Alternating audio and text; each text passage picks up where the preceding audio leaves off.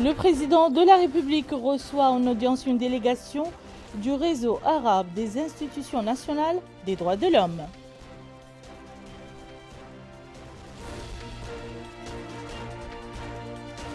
Le président de la République reçoit une délégation de l'Organisation des cités et gouvernements locaux unis d'Afrique.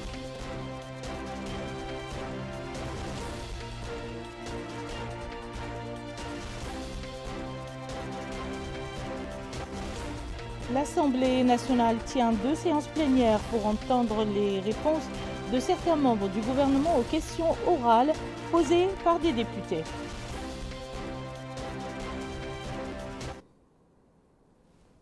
Madame, Monsieur, bonsoir et bienvenue dans le journal. Un journal que nous ouvrons par les activités du président de la République, Monsieur Mohamed El-Cheikh Al-Ghazouani, qui a reçu cet après-midi au palais présidentiel à Nouakchott une délégation du réseau arabe des institutions nationales des droits de l'homme, conduite par Monsieur Ahmed Salem Ould-Bouhabbaini, président du réseau. La rencontre s'est déroulée en présence du directeur de cabinet du président de la République, Monsieur Ismaïl Ould-Cheikh Ahmed, de messieurs Harouna Traoré et Saleh Ould-Dahmash, chargés de mission à la présidence de la République, et du secrétaire général du réseau arabe des institutions nationales des droits de l'homme, M. Sultan Hassan Al-Jamali.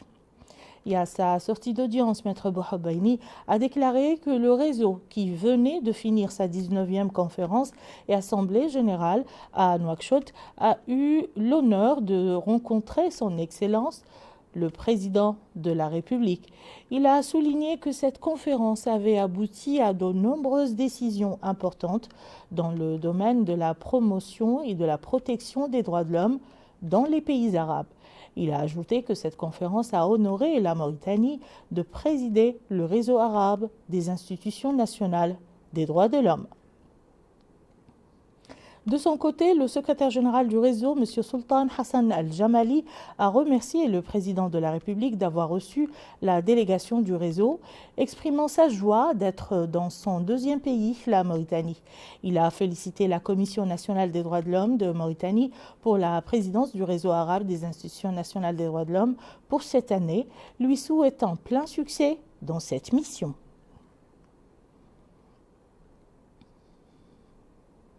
Autre audience du président de la République, M. Mohamed El-Cheikh Al-Ghazouani, qui a reçu également cet après-midi au palais présidentiel à Nouakchott une délégation de l'Organisation des cités et gouvernements locaux unis d'Afrique, conduite par Mme Fatima Bint Abdelmalek, présidente de l'organisation. La rencontre s'est déroulée en présence du directeur de cabinet du président de la République, M. Ismaïl Ould-Cheikh Ahmed, du secrétaire général de l'Organisation des cités et gouvernements locaux unis d'Afrique, M. Jean-Pierre Alonk Mbassi.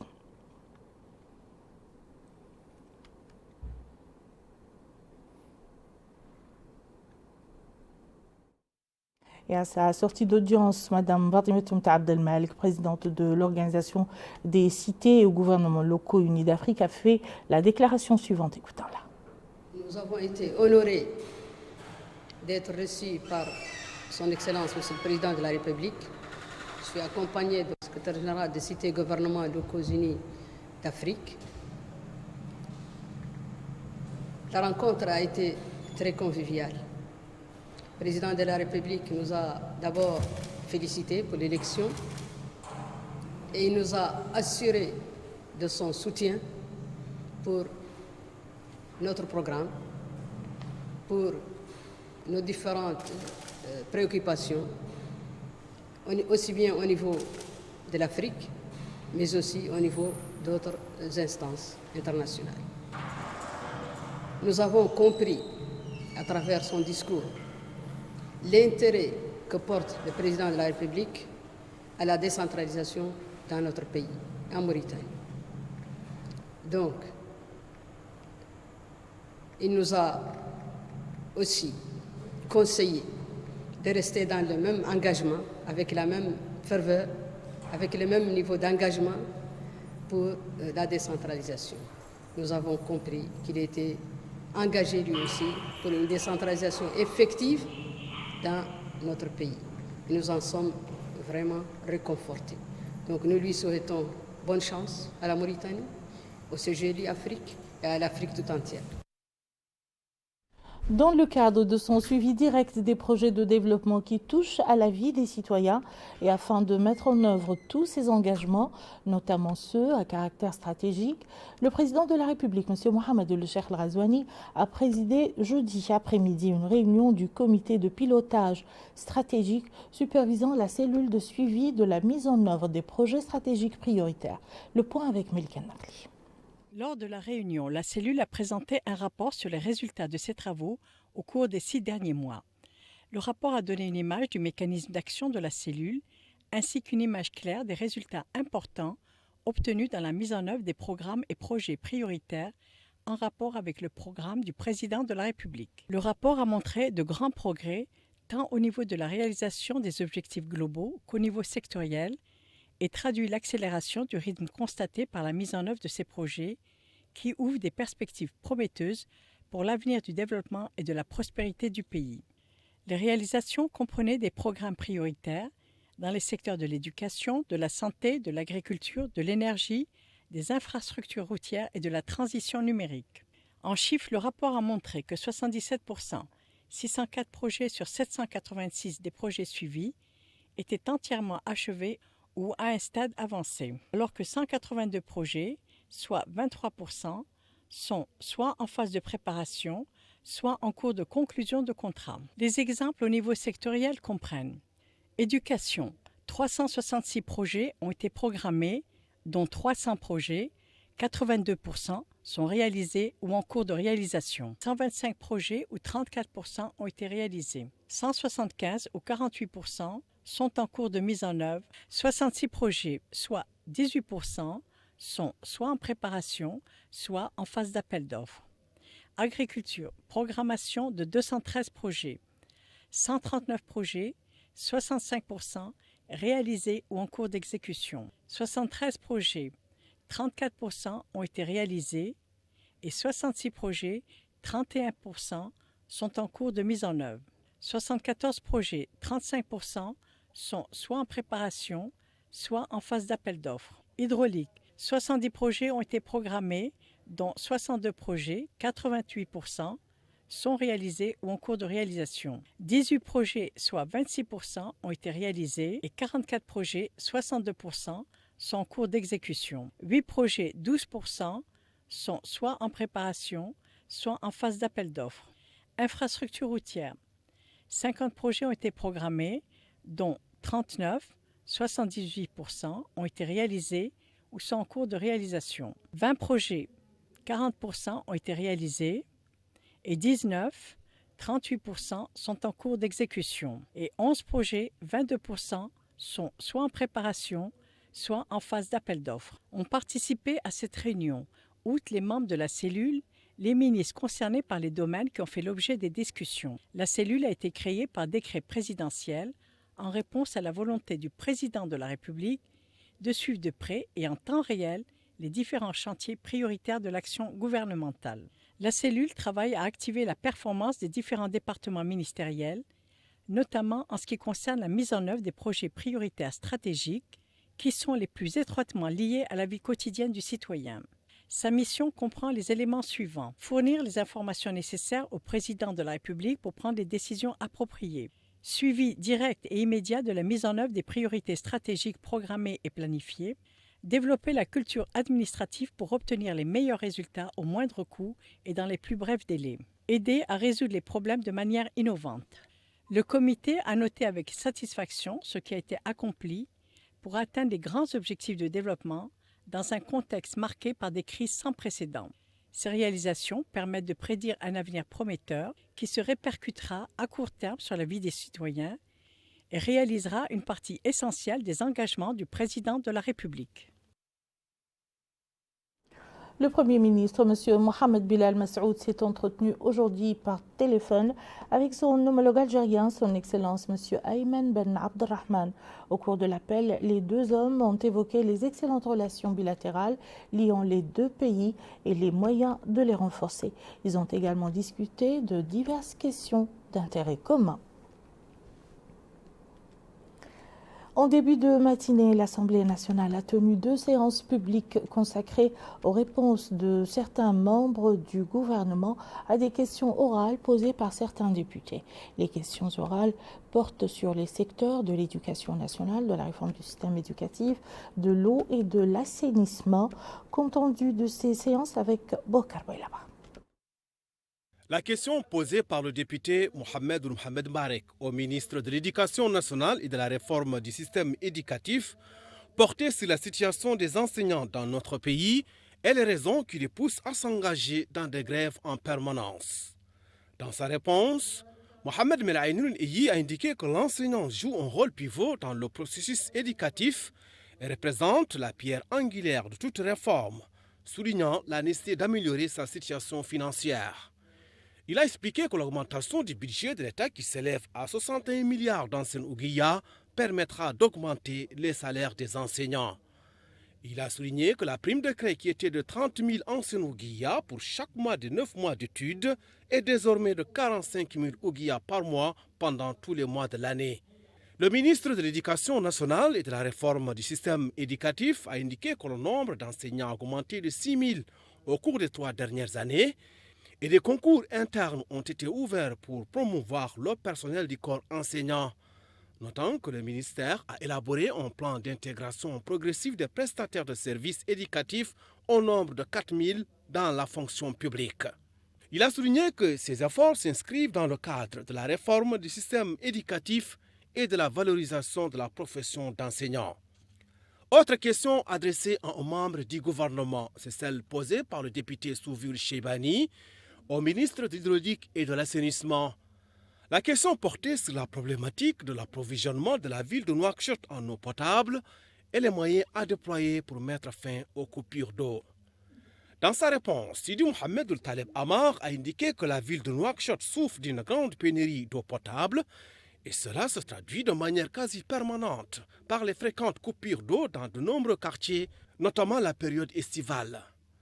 Il a indiqué qu'au cours des 3 dernières années, le secteur a pu approvisionner en eau potable 671 localités en milieu rural, augmenter la production de la Société nationale des eaux et de l'Office national des services de l'eau en milieu rural de 240 millions de mètres cubes par jour. À cela s'ajoute l'installation de 1300 km de canalisation et la réalisation de 63 500 raccordements pour les ménages. Le ministre de l'Hydraulique et de l'Assainissement a indiqué que les travaux se poursuivent et s'accélèrent en vue d'élever le niveau de production en application des engagements du président de la République. Enfin, il a annoncé que le département œuvre à travers le schéma directeur de la ville de Nouakchott pour raccorder tous les quartiers de la capitale au réseau de distribution d'eau. Le ministre des Affaires étrangères, de la coopération et des Mauritaniens à l'extérieur, M. Mohamed Salem El Marzoug, a décoré aujourd'hui à Nouakchott, au nom du président de la République, M. Mohamed El Cheikh El Ghazouani, l'ambassadeur turc accrédité en Mauritanie, son Excellence, M. Sem Kahyaoğlu, de la médaille de commandeur de l'Ordre du Mérite national à l'occasion de la fin de sa mission dans notre pays. À l'issue de la cérémonie, le ministre a reçu le diplomate turc en présence de l'ambassadrice secrétaire générale du ministère, Mme El-Alia Mintiahi El-Mankous. La cérémonie de décoration s'est déroulée en présence, outre la secrétaire générale, des chargés de mission et des conseillers au cabinet du ministre, aux côtés d'autres hauts responsables du département. Le ministre de l'Éducation nationale et de la réforme du système éducatif, porte-parole du gouvernement, en compagnie de son homologue, le ministre de la Justice, et celui des Affaires étrangères et de la coopération et des Mauritaniens de l'extérieur, ont commenté lors du point de presse hebdomadaire les résultats du Conseil des ministres. Abdullah Adamaba nous en dit plus.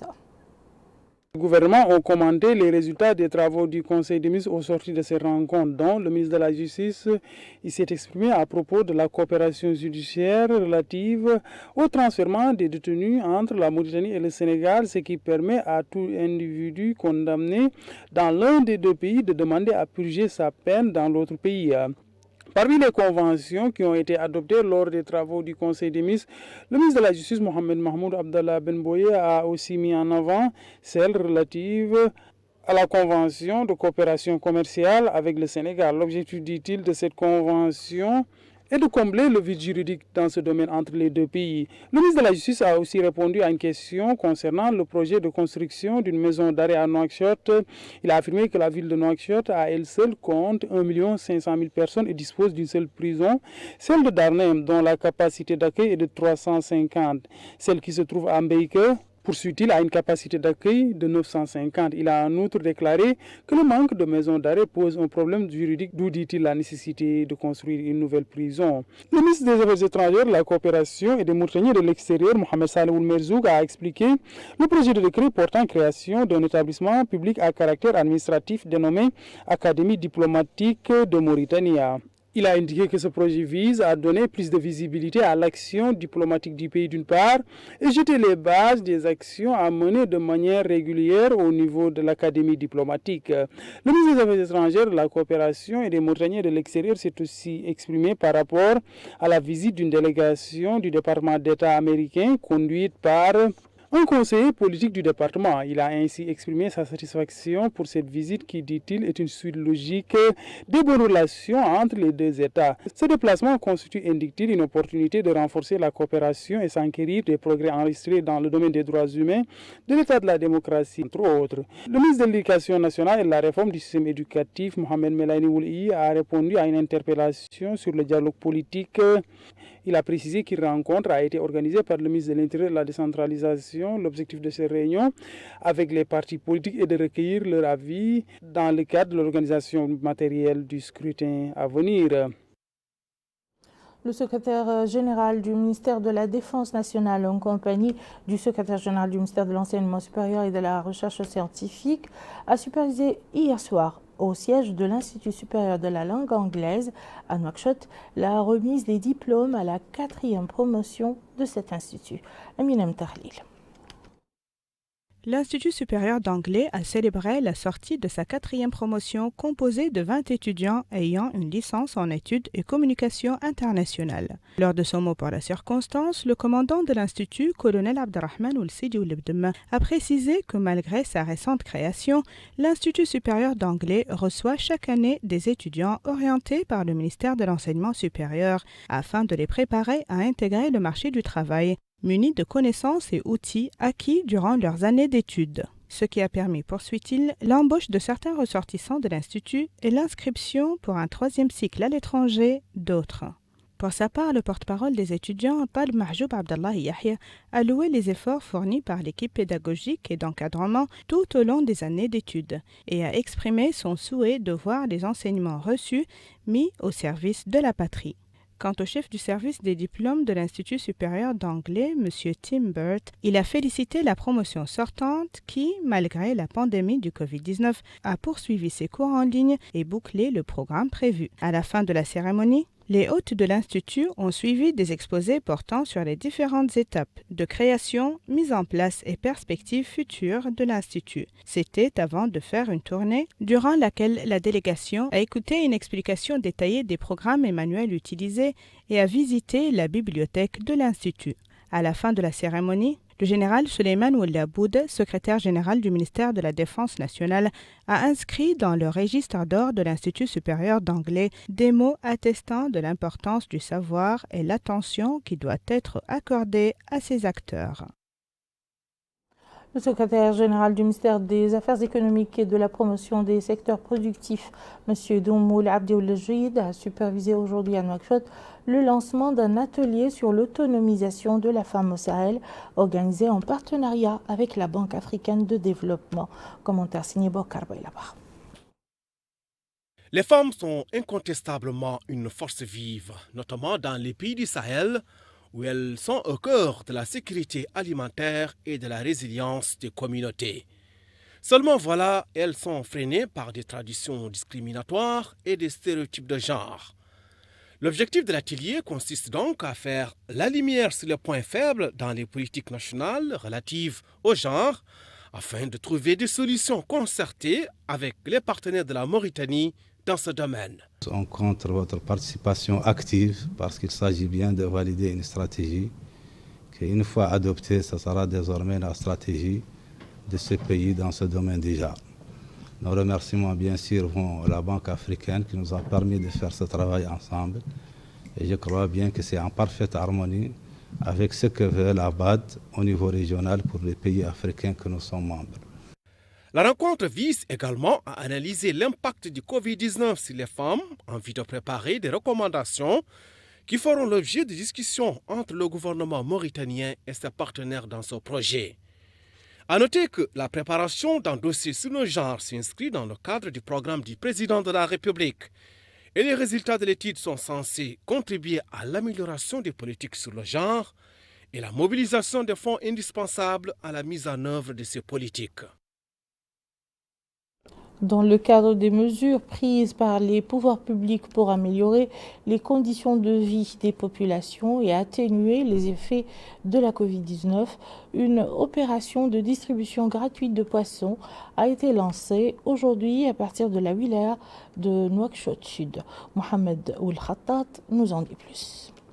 C'est une distribution gratuite de poissons qui profite à 1200 citoyens dans les différentes muqata'a de la wilaya de Nouakchott Sud destinée aux familles démunies. L'opération qui englobera les 3 wilayas de la capitale de Nouakchott à raison de 5 tonnes de poissons pour chacune d'entre elles a été supervisée ici par le wali de Nouakchott Sud, indiquant que cette distribution concerne les familles considérées comme très pauvres et vulnérables, organisées par la Société nationale de distribution de poissons, que nous remercions, a-t-il dit, pour cette solidarité sociale. Une aide qui ne manquera pas d'aider les populations démunies à surmonter les conditions difficiles et je leur affirme, a-t-il précisé, que les pouvoirs publics sont à leur chevet inlassablement et veillent à l'amélioration de leurs conditions de vie. L'opération entre dans le cadre d'un paquet de mesures décidées par les pouvoirs publics pour ne laisser personne en détresse,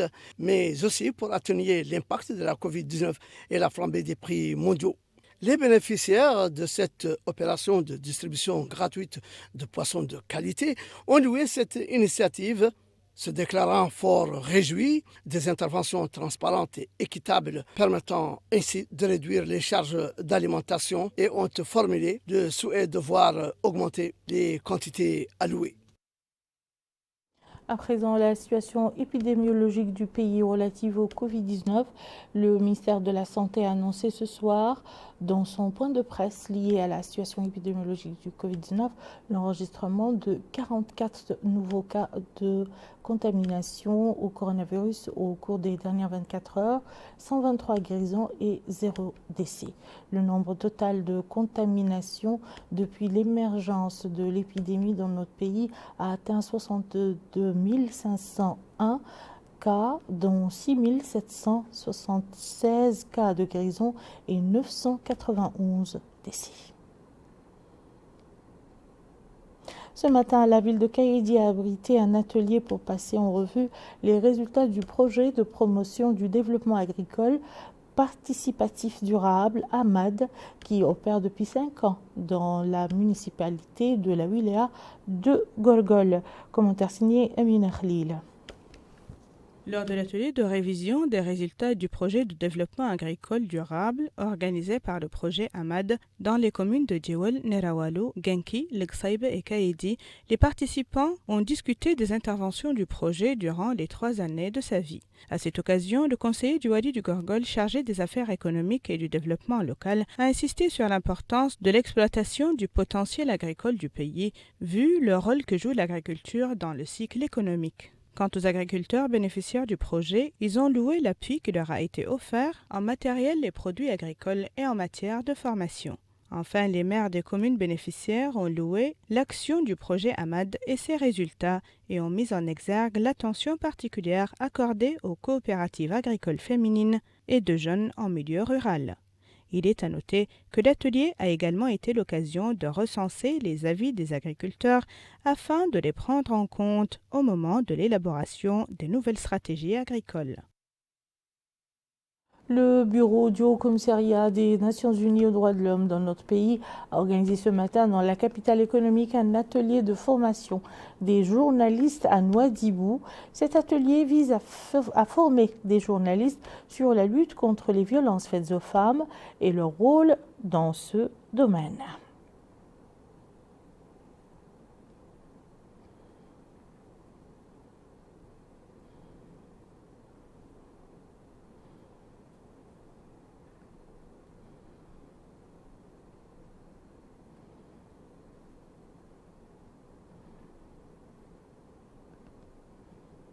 Ainsi prend fin ce journal. Tout de suite, le rappel des titres. Le président de la République reçoit en audience une délégation du réseau arabe des institutions nationales des droits de l'homme et celle des cités et gouvernements locaux unis d'Afrique. Le président de la République engage les départements ministériels à accélérer la mise en œuvre de projets stratégiques prioritaires.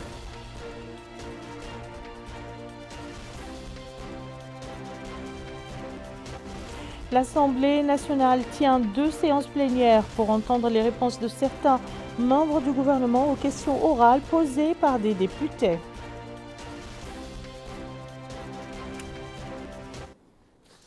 Merci, Madame, Monsieur, de nous avoir suivis. À très bientôt, Inch'Allah.